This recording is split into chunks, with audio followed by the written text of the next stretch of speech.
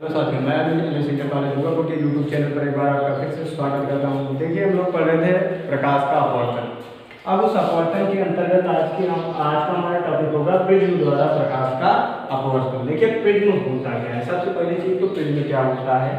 Prism जो होता है पारदर्शी कांच से बनी त्रिविमीय संरचना। तो पारदर्शी कांच का मतलब तीन पृष्ठ होंगे। पहला पृष्ठ जैसे आप चिकना पृष्ठ लेते थे, ये चिकना पृष्ठ ले लिए, ये आपका एक विमीय यानी एक दिशीय संरचना होगी। विमा का मतलब आप लोग देखो 11वीं क्लास में आपको बताया गया था विमा, तो वही है एक दिशा में ही क्या होगा, एक संरचना यानी कांच की पारदर्शी तीन प्लेटें हम लेते हैं आपस में। कांच की कितनी, तीन पारदर्शी प्लेटें लेते हैं और तीनों को एक दूसरे से जोड़ देते हैं। इस प्रकार से त्रिभुजाकार आकार में जोड़ देते हैं। तो इस प्रकार से जो संरचना बनती है उसी को हम कहते हैं प्रिज्म। तो यहाँ पे प्रिज्म की परिभाषा बोली जाएगी, पारदर्शी कांच की त्रिविमीय संरचना को हम क्या कहते हैं, प्रिज्म कहते हैं। तो यहाँ पे देखिए त्रिविमीय संरचना, पहली विमा यानी एक पृष्ठ AB, दूसरा पृष्ठ BC और तीसरा पृष्ठ AC हो गया। अगर देखिए तो वही तो संरचना है AB और ये C। तो कांच का ये पृष्ठ है, कांच का पारदर्शी तीन पृष्ठ है जिसको आपस में जोड़ दिया जाता है प्रकार में, तो क्या बन गया है, हमारा बन गया है प्रिज्म। अब इससे प्रकाश का अपवर्तन किस प्रकार से होता है, तो देखिए चित्र वही है, आप लोग समझिएगा सेम है लेकिन आपके सामने बना के दिखा रहे हैं। तो यहाँ पे अगर ये कांच का पृष्ठ है तो इसका मतलब ये अंदर क्या होगा, पूरा पूरा कांच होगा और बाहर क्या होगी, वायु होगी। तो यहाँ पे देखिए अगर ये वायु है तो आप जानते हो वायु क्या है, विरल माध्यम। ये आपका कौन सा माध्यम हो गया, विरल माध्यम। और यहाँ पे कांच है तो कांच हमारा क्या होता है, सघन माध्यम। तो ये बन गया हमारा सघन माध्यम, कोई दिक्कत इसमें नहीं होनी चाहिए। तो देखिए ये कांच हमारा क्या हो गया, ये जो लिखा गया है कि यहाँ पे लिखा गया है विरल माध्यम यानी बाहर की तरफ विरल माध्यम और ये अंदर की तरफ क्या है, सघन माध्यम। तो मतलब ये लिख सकते हैं लोग, ये क्या हो गया, सघन माध्यम। ठीक, ये आपका क्या बन गया, सघन माध्यम। फिर उसके बाद इधर की साइड तो हमारा विरल था, तो इधर भी क्या होगा, विरल ही होगा, क्योंकि जहाँ पे कांच अकेले है वही क्या होगा, हमारा सघन माध्यम होगा, बाकी पूरा का पूरा क्या होगा, विरल माध्यम। अब यहाँ पे अगर मान लेते हैं ये हमारा एक पृष्ठ है, ठीक है, ये पृष्ठ हमारा है। अगर इस पर हम लंब डालें तो लंब क्या होगा, सीधे सीधे इस प्रकार से लंब बनेगा। देखिए लंब आपका यही बनेगा, ये आपका एक पृष्ठ है, इस पर हम लंब डालें तो लंब यही होगा।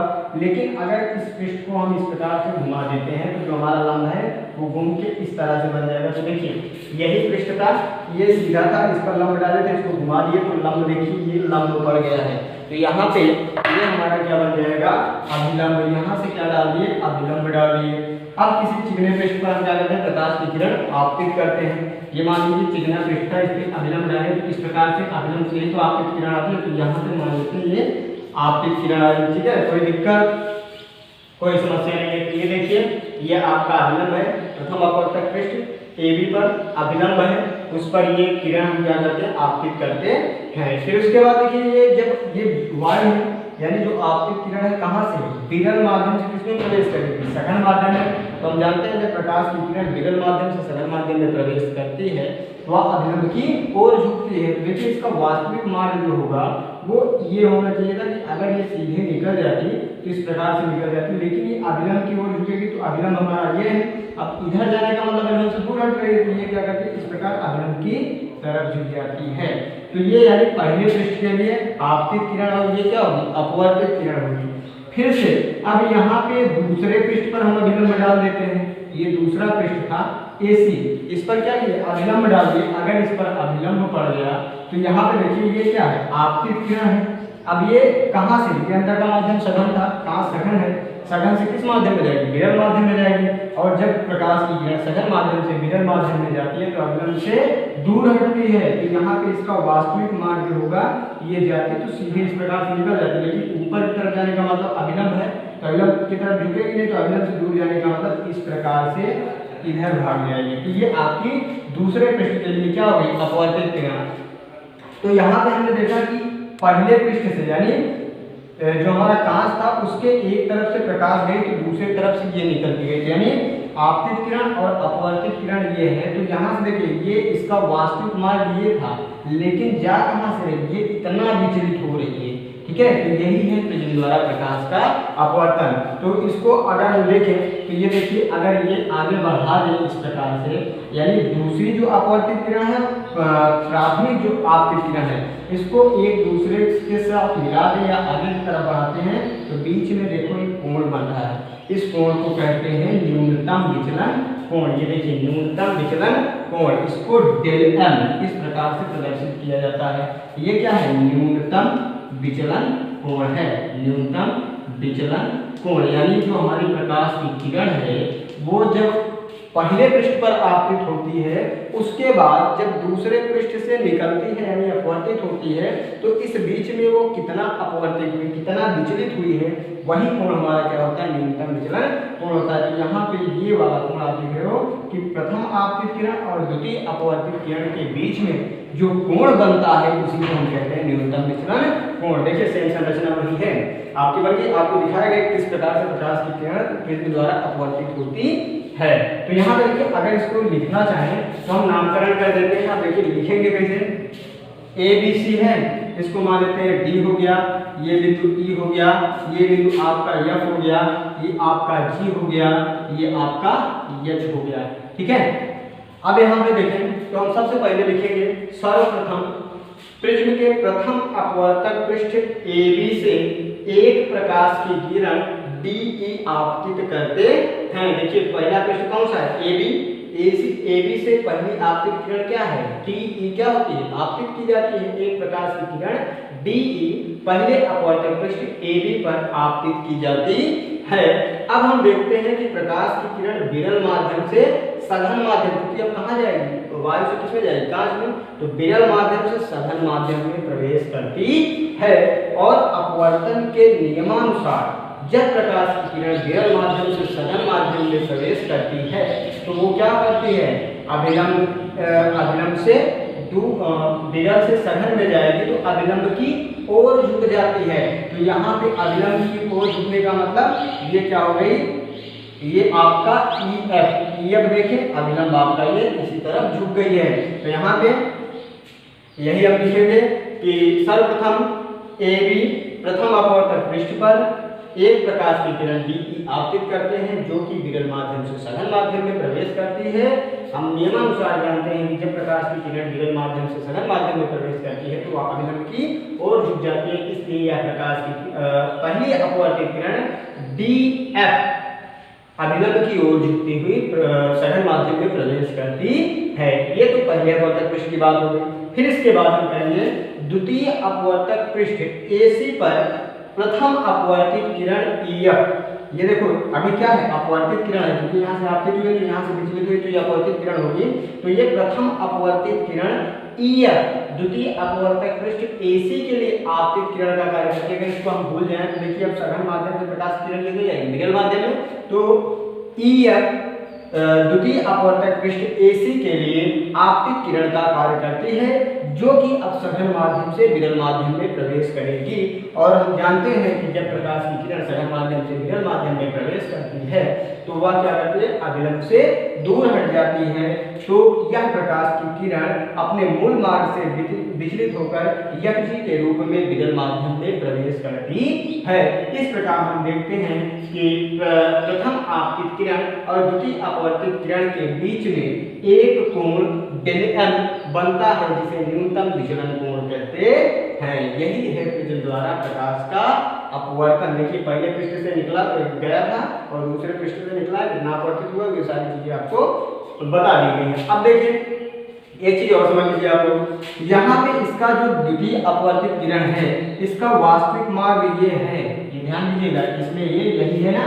अब ये जो प्रकाश की किरण है ये यहाँ से जा रही है, लेकिन इसके बीच में देखिए 7 कलर होते हैं। कोई भी आपका श्वेत प्रकाश होता है, जो आपका प्रकाश होता है वो 7 रंगों से मिलकर बना होता है। तो कोई रंग जो होता है, कुछ रंगों का क्या होता है? वेग अधिक होता है, कुछ का वेग कम होता है, और जिनका वेग अधिक होता है उनका तरंग दैर्घ्य अधिक होता है, और जिनका वेग कम होता है उनका तरंग दैर्घ्य कम होता है। तरंग दैर्घ्य का मतलब आप लोग 9th में पढ़े थे, इस प्रकार से होता है। जैसे ये आपकी प्रकाश तरंग की होती है, इस प्रकार से चलती हैं, तो एक श्रृंग और दूसरे श्रृंग के बीच की जो दूरी होती है उसी को तरंगदैर्घ्य कहते हैं, अर्थात जिसकी दूरी ज्यादा होगी उसका तरंगदैर्घ्य अधिक होगा, जिसकी दूरी कम होगी उसका तरंगदैर्घ्य कम होगा। तो देखिए यहाँ पर मान लीजिए इतनी दूरी है, दूसरे में अगर कोई कलर ले लेते हैं इस प्रकार से ये है, इसका तरंगदैर्घ्य तो यही बनेगा। देखिए इसका तरंगदैर्घ्य इसकी अपेक्षा क्या है, छोटा है, कम है, तो जिसका तरंगदैर्घ्य जिस रंग का अधिक होगा उसका वेग अधिक होता है, और जिसका वेग अधिक होता है उसका तरंगदैर्घ्य अधिक होता है। तो यहाँ पे देखिए कुछ रंग होते हैं जिनका वेग ज्यादा होता है, जैसे आपका रेड कलर हो गया यानी लाल रंग हो गया, हरा रंग हो गया, पीला रंग हो गया, नारंगी रंग हो गया, इनका वेग क्या होता है, अधिक होता है। तो अधिक वेग होने के कारण ये अधिक दूरियां तय करती हैं। तो जिस अधिक दूरी का मतलब सीधी ज्यादा दूरी तय करती है, इसलिए क्या करते हैं, इसका प्रयोग हम ट्रैफिक सिग्नल में करते हैं।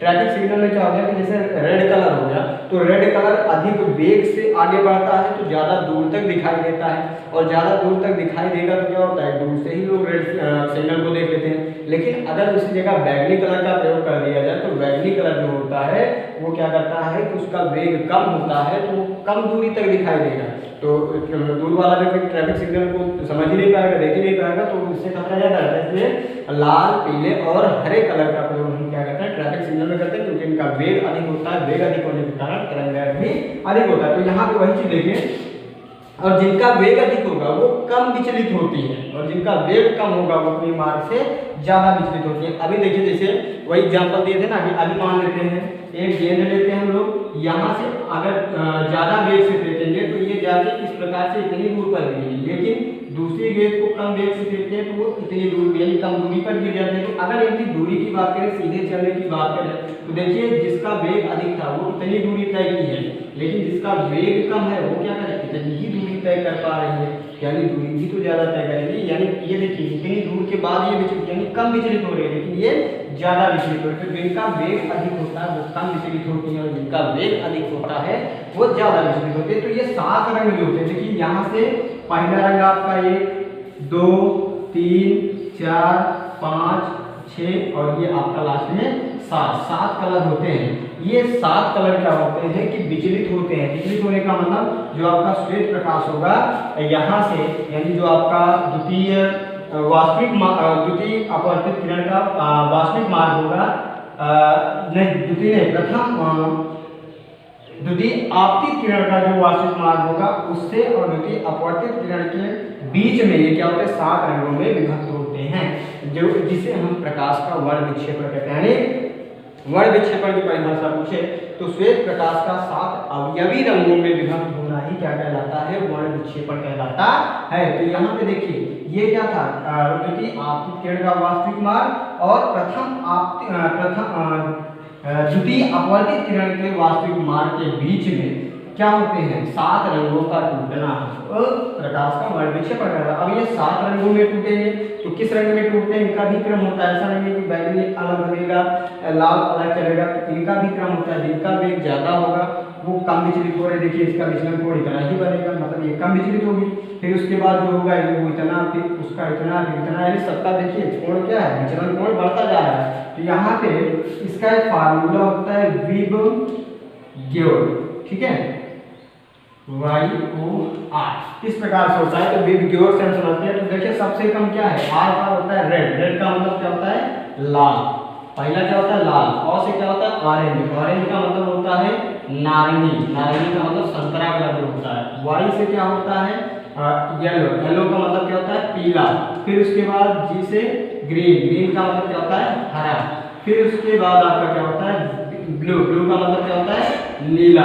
फिर उसके बाद आई से होता है इंडिगो, इंडिगो का मतलब होता है जामुनी, ठीक है जामुनी। और वी से होता है वायलेट, वायलेट का मतलब होता है बैगनी। इस प्रकार से क्या होती हैं ये प्रकाश की किरणें विचलित होती हैं। तो देखिए यहाँ पे सबसे कम कौन विचलित हो रहा है, लाल कलर हो रहा है, सबसे ज्यादा कौन विचलित हो रहा है, बैगनी कलर विचलित हो रहा है। तो यहाँ पे अगर हम आपसे क्वेश्चन पूछें कि प्रकाश के वर्ण विक्षेपण में सबसे अधिक तरंग दैर्घ्य किस रंग का होता है, तो देखिए तरंग दैर्घ्य का मतलब जिसका वेग अधिक होगा उसका तरंग दैर्घ्य अधिक होगा, और जिसका तरंग दैर्घ्य अधिक होगा वो ज्यादा से ज्यादा दूरी तय करेगी। यहाँ पे देखिए लाल कलर सबसे ज्यादा दूरी और कम विचलित हो रही है, तो ये क्या होगा, इसका तरंग दैर्घ्य सबसे अधिक होगा। और सबसे ज्यादा सबसे कम तरंग दैर्घ्य किसका होता है, बैगनी रंग का।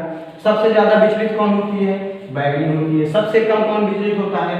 लाल होता है। ठीक है, सबसे अधिक वेग किसका होता है? लाल का होता है। सबसे कम वेग किसका होता है? बैगनी का होता है। तो ये था हमारा प्रकाश का वर्ण विक्षेपण, यानी श्वेत प्रकाश का अपने 7 अवयवी रंगों में विभक्त हो जाने की घटना को ही हम क्या कहते हैं?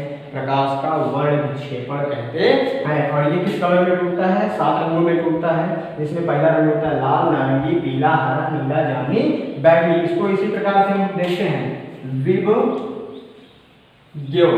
ठीक है, आपको इस प्रकार से इसको याद रखना है।